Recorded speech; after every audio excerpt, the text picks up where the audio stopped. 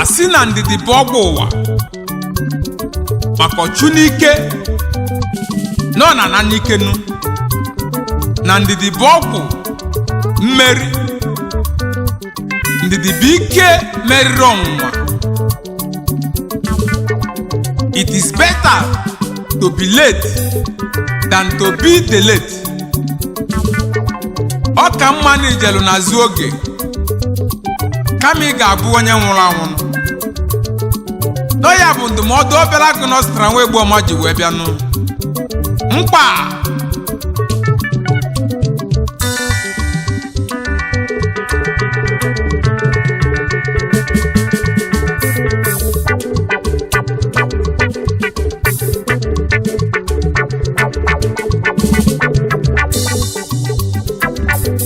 Ndidi bụ ọgwụ ụwa ọchụ n'ike na n'ike. ụmụnne m ndidi bụ ije nuo ndidi ka m ji eti egwu ma ndidi ka m ji eji ije egwu ma onye ọbụla nwelu ndidi onye dị ndụ n'olileanya dịrị ya onye nwụrụ anwụ na nke ya gwụrụ agwụ onye dị ndụ n'olileanya dịrị ya ndụ bụ isi ndụ bụ isi onye dị ndụ n'olileanya dịrị ya ụmụnne m na ndidi bụ ije nnu.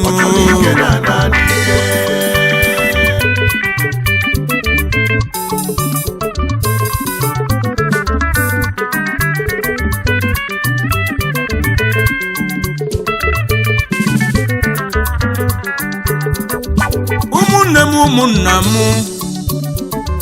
ụmụnne m ụmụnna m Obereagu nwa Egbuoma ebulugo bata Obereagu na Austria nwa Egbuoma abịanụ onye ọ bụ na gedo ntị o kazi ozi chiziri m n'enu ụwa ka nji bịa maka na achọla ọmala n'enu ụwa ọmalụ atụọla ofeke n'enu ụwa nụ atụọla ofeke ofe ya isi n'ọfịa nụ anasị nwa m ife n'ọdị n'anwụ nụ adasị nwa m ife n'ọdị n'anwụ nụ onye ọbụla gedo ntị nụ n'ozi ka m buru bịa na ndidi bụ ije enu na ndidi bụ ije ụwa onye kwolife ụwa wee gbu n'onwe ya n'onye nwelu ndidi onweta ife ọ na-achọ n'ọkasị nwelu ndidi n'olilenu ọkasị nwelu ndidi n'olilenu na ndidi ka nwefi ji wee ṅụzie nni ya lanụ n'ilu ọma na ya ka eji na ji gha n'ogwu n'onye nwelu ndidi onweta ife ọ na-achọnụ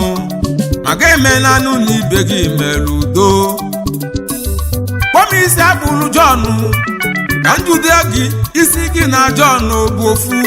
isi gị na John ka njụọ gị ma ọ bụ ofu nụ n'ife dị n'elu ụwa nọ nwere oge nnu ọgbọme ka ọgbọmelụ na ya ka ọkpọ ji wee bụziere onye nwụrụ anwụnụ enwere akụkọ nchọrọ ịkọrọ unu akụkọ gbasara mụ na ezi oyi mụnụ ụmụnụ ofu mbọsi ofu oyi m wee kwudo mụnụ wee kpọzie m obere agụ n'Austria obere agụ na-enwere ife nchọrọ ịgba gị enwere ebe ma akpọ gị jee ebe ọ bụ na etichasie gị obere agụ ịchake wee jube ezi oyi mụ ebe ị chọrọ ịkpọ m jọbụ ebe nụ o wesị m ụlọ enwelu nnukwu dibịa ọ bụ na ọsị ama arụ aka m achake wee gbozie ezi oyi mụ na obere agụ nwa Egbuoma na m adị agwọ ọgwụ na obere agụ n'Austria na m adị agwọ ọgwụ na onye nyere mmegbu na ọ bụ Chukwu onye si nwata jide nkapụ na ọ ga-enyekwa ya mmiri ọ ga-ejikwa aka na Chukwu nyelu m egwu si m tibe egwu na ọ bụ ya ga-eme ka egwu m wee chakee wee lọtala oyi mụ ogwu ekwu n'akwụkwọ nsọ na Matthew chapter 5 verse 15 na onye ọbụla enwunyela ọkụ na ọ ga-edebe ya ka ndị ọzọ wee fụ ụzọ ọ ga-edebe ya ka ndị ọzọ wee fụ ụzọ oyi m ewelu mmụba nwa m wee si m obere agụ na oge adị eche mmadụ wee kpọ ya ezi oyi m that 1,000 years in the eyes of man is like a day in the eyes of God wee rote akwụkwọ nsọ na Hebrew chapter 10:36 for you have need of patience that after you have done the will of God that you might receive his promise oyimu wee nabazie ịmazi ife na-eme tata na ya mbe ezigbo oyimu na-ayịzi ala onye chọrọ ikpe m ije na-ayịzi ala nụ ekene dị n'olusa ọ bụ mere mụ ka mmalụ ya na agbonu na ndidi bụ ọgwụ ụwa onye achụ n'ụwa n'ike ụmụnne m ndidi bijenu onye achụ n'ụwa n'ike ndidi ka m ji ebi enu ma anaka ọgọ na-enwe oge ego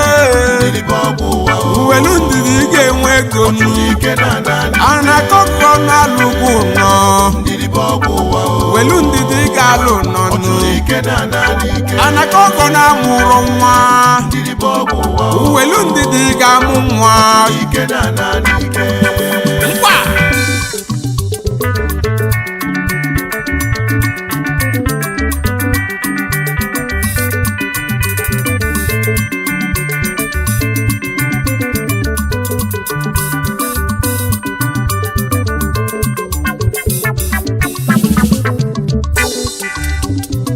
elotalụ Jobu n'akwụkwọ nsọ ọnwụnwa niile ekwesu nwalu Jobu ndidi ka Jobu ji wee bụrụ onye nwere mmeri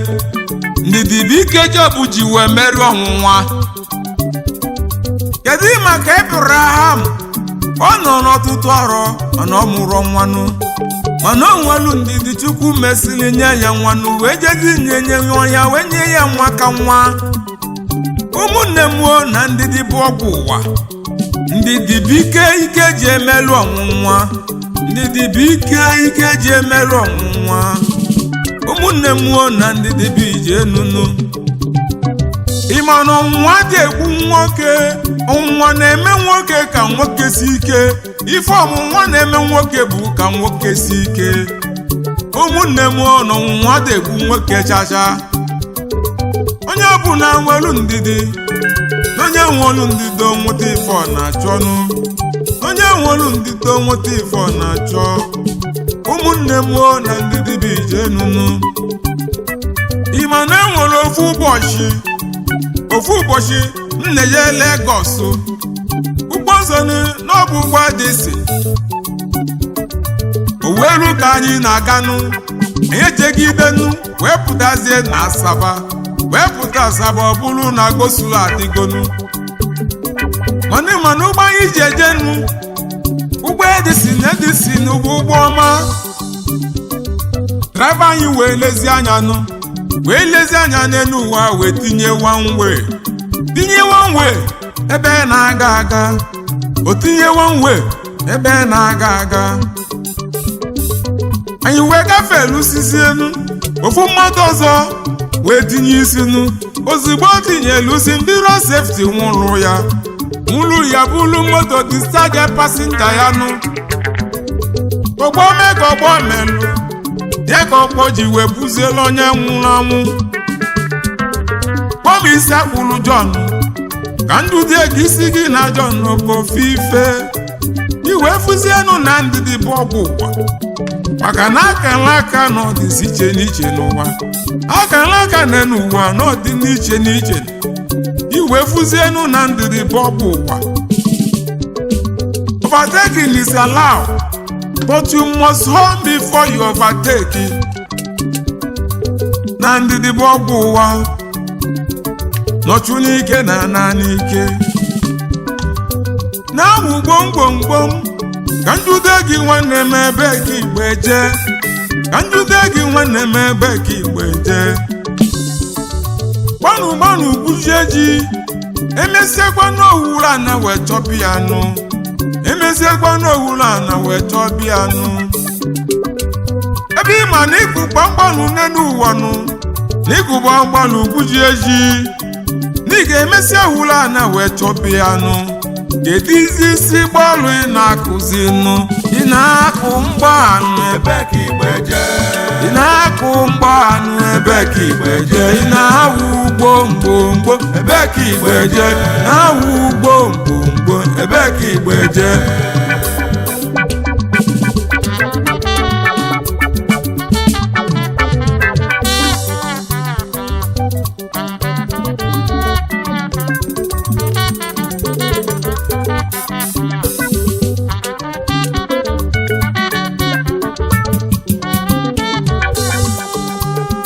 ka nje n'ezie na Holland nụ ka nje ekelezie n'ofu ezigbo nwanne m ofu okpokogbo nwe Egbuoma ji wee biri na Amsterdam na Holland ebe afọ ka ọ na-emezi mmanụ High Chief Leonard yo ugobere na ọji oke osisi na ịdị mmanụ nwa mararị ya akụ ezi nwanne m na ịdị ụsọ ofu okpokogbo nwe Egbuoma ji wee biri nụ ezobi nwa na Amsterdam na Holland ikuku ọma n'ụmụ onye Chairman Chief Executive Officer Leji Bitters Limited aka na-alụ mmanya dị mmanụ aka na-alụ Let's Go Bitters mmanya bụ ọkasị mmanụ dị n'odozi akụ gịnụ Chief Mrs. Celine yo Uteze nwanyị ọma nụ Ojugo nwanyị ọma na-ede m ụsọ nụ Chairman CEO Chi Concept Limited na Lagos nwanyị nwere company nke ya nụ Odozi akụ Chief Leo yo Odozi akụ ugobere lọji Sedi Emakụ nwanyị ọma nọ obere akụ na Austria ekene gị nọ